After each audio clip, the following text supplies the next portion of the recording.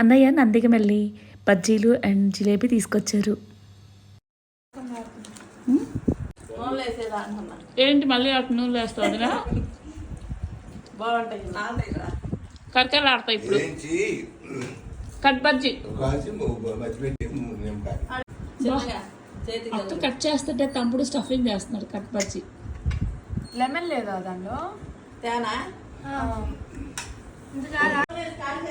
వద్దు, కాల్స్తే క్రిస్పీగా వస్తుంది అన్విత.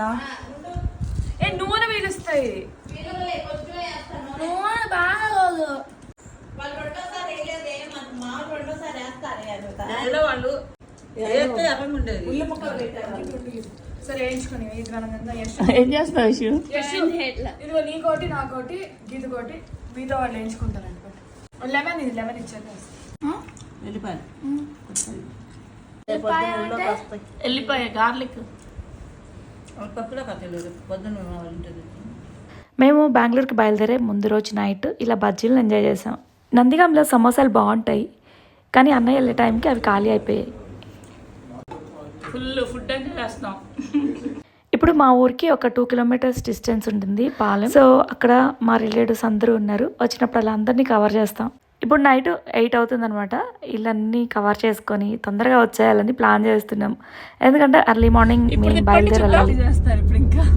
ఇప్పుడు తిప్పండి చూద్దాం.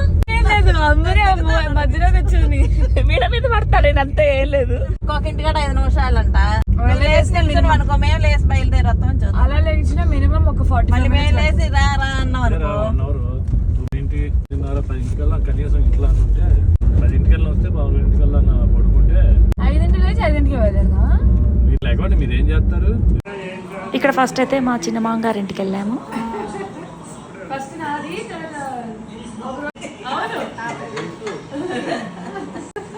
స్నాక్స్ టైం తర్వాత డిన్నర్ టైం ముందు వచ్చేదాన్ని. నాన్న టీ అంటే ఇచ్చావా? టీ ఇచ్చావా? టీ తాగావా?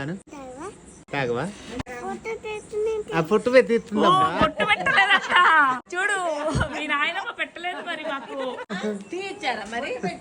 టీ ఇచ్చారా? మరి బొట్టు పెడితే డబ్బులు ఇవ్వాలి. ఇస్తావా మరి? ఇస్తావా? ఏమి సరే మీకు ఏదని తీసుకెళ్తానులే. ఓకేనా?